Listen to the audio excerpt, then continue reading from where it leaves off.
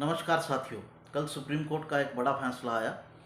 Court जो है वो प्लेसेस ऑफ वर्शिप एक्ट 1991 जो है उसकी कॉन्स्टिट्यूशनल वैलिडिटी की अब जांच करेगी। ये वही एक्ट है जिसके तहत ये कहा गया है कि देश में 15 अगस्त 1947 को जो जिस धर्मस्थल की जो स्थिति थी वो वैसी ही रहेगी।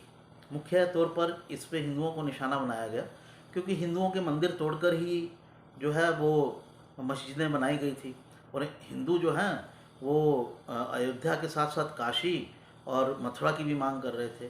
तो अयोध्या में जो हुआ सो हुआ और उस समय जिस समय वो घटना हुई बाबरी को ढहाने की, उस समय के बाद ये कानून ले आया गया कि आप जो हैं और किसी मंदिर की मांग नहीं कर सकते हैं। इस एक्ट की कोई कॉन्स्टिट्यूशनल जो है वैलिडिटी की कोई जांच नहीं हुई थी। जनरली हर एक्ट की कॉन्स्टिट्यूशनल वैलिडिटी की जांच होती है, किसी भी तरह का हो, कोई ना कोई पिटीशन फाइल कर ही देता है। इसमें भी पिटीशन फाइल हुई थी। 2 साल से सरकार से, केंद्र सरकार से कहा जा रहा है जवाब दीजिए, 2 साल से चुप बैठे हैं। ये भी एक बड़ा प्रश्न है अपने आप में। तो अब जो है वो इस पर नोटिस जारी हुआ है। सरकार को 2 सप्ताह का टाइम दिया गया है अपना व्यू रखने का, और इस बारे में इसके काफ़ी बड़े असर हो सकते हैं।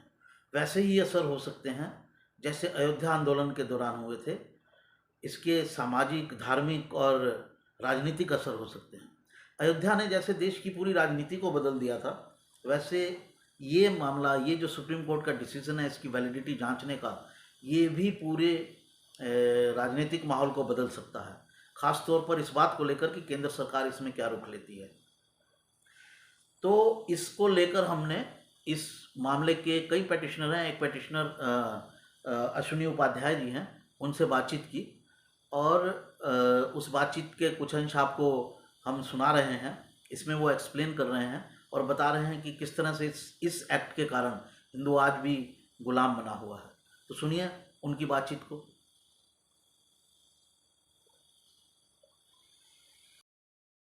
1991 में कांग्रेस की सरकार ने एक कानून बनाया था, उसका नाम है प्लेसेस ऑफ वर्शिप एक्ट, पूजा स्थल कानून। नाम से ऐसे लगता है पूजा स्थल कानून है तो ये पूजा स्थल के रखरखाव के लिए होगा, यानी मंदिरों के रखरखाव के लिए होगा, मंदिरों के पुनर्निर्माण के लिए होगा, मंदिरों के भले के लिए होगा। लेकिन एक्चुअल में काम इसका बिल्कुल अलग है। नाम है पूजा स्थल कानून और काम है मुगलों के अवैध निर्माण को वैध करना। जो मुगलों ने इलीगल काम किया था, मंदिरों को तोड़ा था, मंदिरों को तोड़ के उसके ऊपर मजार, दरगाह या मस्जिद बनाया था, उसको लीगलाइज करना। बिल्कुल नाम बिल्कुल अलग है, काम बिल्कुल अलग है।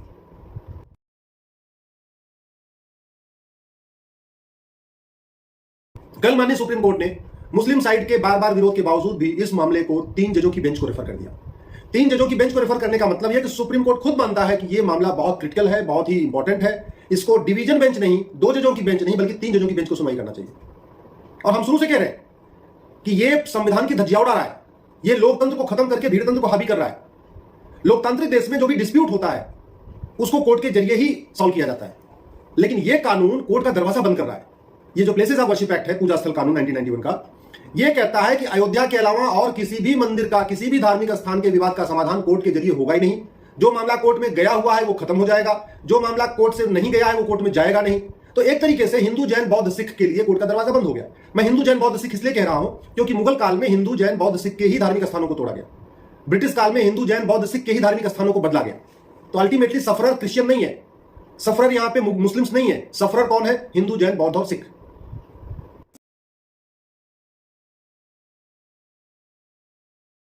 सरकार ने यह कानून बना के बाबर, हुमायूं, गजनी, गोरी, तुगलक, लोधी, औरंगजेब, अकबर के जो इलीगल एक्ट थे, जो धार्मिक स्थानों को उन्होंने तोड़ा था या बदला था या उस पर अवैध कब्जा किया था, उसको लीगलाइज कर दिया। Complete violation of article 14।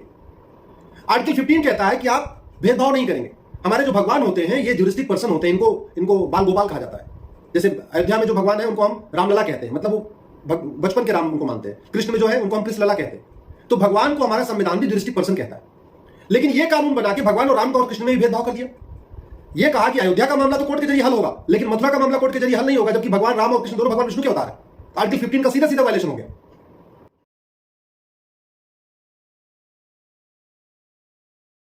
Article 25 हमें राइट टू रिलीजन देता है, हमें अपने धर्म पालन का अधिकार देता है। लेकिन हम धर्म पालन करें कैसे?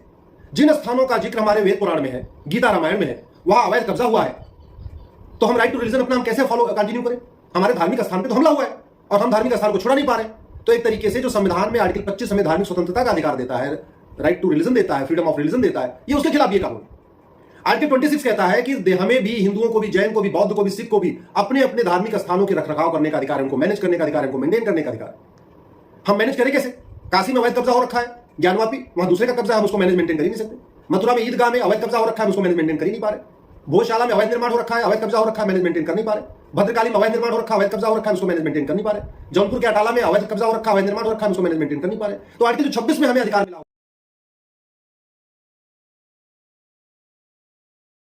गुलाम थे, हमारे स्थान पर अवैध कब्जा हुआ, ठीक है, हम गुलाम थे, नहीं कुछ नहीं कर सकते थे। लेकिन उस दौरान भी, गुलामी के समय में भी लाखों लोगों ने अपना बलिदान किया है।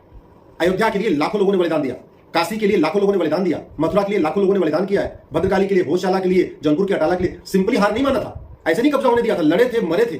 फिर वहां पे मुगलों ने मारा और हमारे पूर्वजों ने लड़ाई किया वहां पे। हाँ, हार गए, इसलिए उन्होंने कब्जा कर लिया। तो जब कब्जा कर लिया, ठीक है, मुगल काल में कब्जा कर लिया, हमारे धार्मिक स्थानों पर चर्च बन गया, ठीक है, ब्रिटिश काल में हो गया, मजबूर थे, हमारे पूर्वज मजबूर थे। लेकिन अब तो हम मजबूर नहीं है, अब तो हम आजादी की वर्षगांठ मना रहे हैं, 75वीं वर्षगांठ मना रहे हैं, अब तो हम अमृत काल मना रहे हैं। इस अमृत काल में भी अगर हम गुलामी के चीजों को ठीक नहीं कर पा रहे, जो अवैध काम हुआ मुगल काल में और अंग्रेजों के काल में, अगर उसको हम रिस्टोर नहीं कर पा रहे, उसको करेक्ट नहीं कर पा रहे, जो हिस्टोरिकल रॉन्ग है, ऐतिहासिक गलतियां हुई हैं, उनको नहीं सुधार पा रहे, तो किस बात की आजादी? हम, इसका मतलब हमारे पूर्वज भी गुलाम थे, हम आज भी गुलाम है।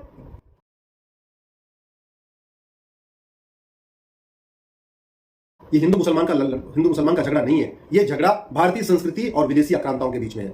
ये जो पर्सनल लॉ बोर्ड है, जमीयत उलमा हिंद है, या कुछ मुस्लिम संगठन जो आते हैं, इनको अच्छी तरीके से समझ लीजिए, ये मुसलमानों की हितैषी नहीं है। ये तो हर काम में, जितने मुसलमानों के हित के काम होते हैं, उससे हर काम में आके सुप्रीम कोर्ट में खड़े हो जाते हैं। 3 तलाक का मुकदमा जब आया मैटर, तब भी ये personal law board, Jamiat Ulama Hind वगैरह आ गए थे।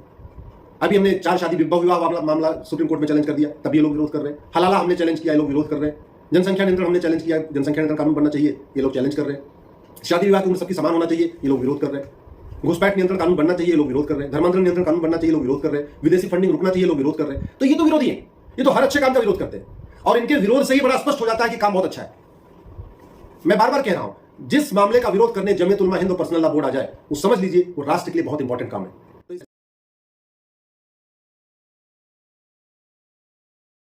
तो सरकार से भी निवेदन करता हूं कि आप सुप्रीम कोर्ट में अपनी बात स्पष्टता से कहिए। 2 साल हो गया, सरकार ने जवाब नहीं दाखिल किया। हालांकि जवाब नहीं दाखिल किया, इसका मतलब है कि मौनम स्वीकार लक्षण। जवाब नहीं दाखिल करने का मतलब, जिस ग्राउंड पे हमने पूजा स्थल कानून को चैलेंज किया, प्लेसेस ऑफ वर्शिप एक्ट को, उस ग्राउंड को सरकार वैलिड मानती है। जो हमारी डिमांड है, प्लेसेस ऑफ वर्शिप एक्ट खत्म हो, अगर सुप्रीम कोर्ट में सरकार उसका विरोध, मेरी पीआई का विरोध नहीं कर रही, इसका मतलब सरकार भी मानती है कि जो मेरी प्रेयर है कि हाँ ये कानून खत्म हो, वो ठीक है। आशा करता हूं कि बहुत जल्द इस पर सुप्रीम कोर्ट अपना फैसला सुनाएगा। 11 अक्टूबर को इस पर 3 जजों की बेंच सुनवाई करेगी। ये भी हो सकता है इसको 5 जजों को रेफर कर दिया जाए, क्योंकि जो विपक्षी पार्टियां हैं, जो चाहती हैं पूजा स्थल कानून बना रहे हैं, वो इसको लिंगर ऑन करने के लिए अभी उन्होंने बड़ी बेंच मांगा था, सुप्रीम कोर्ट 3 जजों को रेफर किया। हो सकता है अगली बार कहने 5 जजों को रेफर कर दो, 2 से 5 को रेफर हो जाए, लेकिन जो भी है, ये कानून तो खत्म होगा 100%, इसमें कोई 2 राय नहीं है। कानून खत्म होगा, और जो एक दलील दी जा रही है, ये कानून खत्म होगा तो मुकदमों की बाढ़ आ जाएगी। भाई, तहसील से सुप्रीम कोर्ट तक 5 करोड़ मुकदमे पहले ही चल रहे हैं। ऐसा है नहीं कि भारत में मुकदमे चल नहीं रहे, 5 करोड़ मुकदमे चल रहे हैं। तो अगर ये कानून खत्म होने के बाद 500 मुकदमे और आ जाएंगे, तो कौन सा आसमान से तारा टूट जाएगा? 5 करोड़ में 500 और जुड़ जाएंगे, फर्क क्या पड़ेगा? लेकिन कम से कम ये जो हमारे गुलामी की निशानी है, वो तो मिट जाएगी ना। देखिए, सबसे ऊपर होता है स्वाभिमान। आज हमारे स्वाभिमान को ठेस लगी हुई है, हमारे स्वाभिमान हमारा गिरा हुआ है। जब तक मुगलों के अवैध काम को जो है ठीक नहीं किया जाएगा, जब तक अवैध निर्माण, मुगलों के द्वारा किए गए अवैध निर्माण को हटाया नहीं जाएगा, जब तक काशी मुक्त नहीं होगी, मथुरा मुक्त नहीं होगा, भद्रकाली मुक्त नहीं होगी, भोजशाला मुक्त नहीं होगा, जौनपुर का अटाला मुक्त नहीं होगा, तब तक हमारा स्वाभिमान ठीक नहीं होगा। हमारा स्वाभिमान, भारत का स्वाभिमान, हिंदुओं का स्वाभिमान, जैन, बौद्ध, सिख का स्वाभिमान, और मुझे लगता है पूरे सभी भारतीयों का स्वाभिमान। मुझे समझ में नहीं आ रहा है कि मुस्लिम्स अपने आप को आक्रांताओं के साथ क्यों जोड़ते हैं। मुस्लिम्स अपने आप को बाबर, हुमायूं, तुगलक, गोरी, गजनी के गलत कामों के साथ क्यों जोड़ते हैं? वो भारत के रहने वाले हैं, वो पहले हिंदू थे। आज की डेट में भारत में जितने मुस्लिम हैं, ये सब हिंदू थे। इनको तो बाकायदा उनको बुरा भला कहना चाहिए, क्योंकि आज उनके कारण ही आज के मुस्लिम है। नहीं तो ये सब हिंदू थे। कोई उपाध्याय था, कोई शुक्ला था, कोई पाठक था, कोई बिंद था, कोई सरोज था, कोई कुछ था, कोई पटेल था, कोई यादव था, सब के सब, कोई जाट थे, कोई गुजर थे, कोई चौधरी थे, सब कुछ ऐसे ही थे। वेस्ट यूपी में तो आज भी बहुत सारे मुस्लिम चौधरी लिखते हैं सरनेम, मुस्लिम कन्वर्ट हो गए लेकिन चौधरी लिखते हैं। बिहार में बहुत सारे मुस्लिम आदि सिंह लिखते हैं, यहाँ वेस्ट यूपी में बहुत सारे मुस्लिम आदि त्यागी लिखते हैं। तो इसका मतलब उनके पूर्वज हिंदू थे।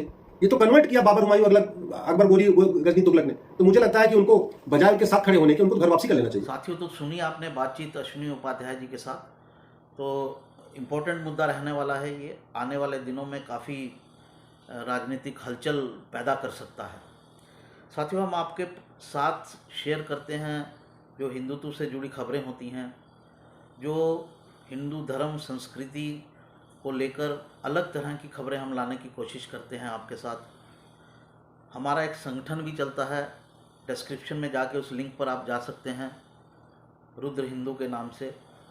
आप उसके सदस्य बनिए और उससे जुड़ने का प्रयास कीजिए और हिंदू धर्म और संस्कृति को आगे ले जाने का प्रयास कीजिए, ऐसी आपसे गुजारिश रहेगी। अगर हमारे प्रयास आपको अच्छे लग रहे हैं तो कृपया हमारे चैनल को सब्सक्राइब कीजिए, लाइक कीजिए, हमारे वीडियोस को शेयर कीजिए, ऐसी आपसे अपेक्षा रहेगी। नमस्कार।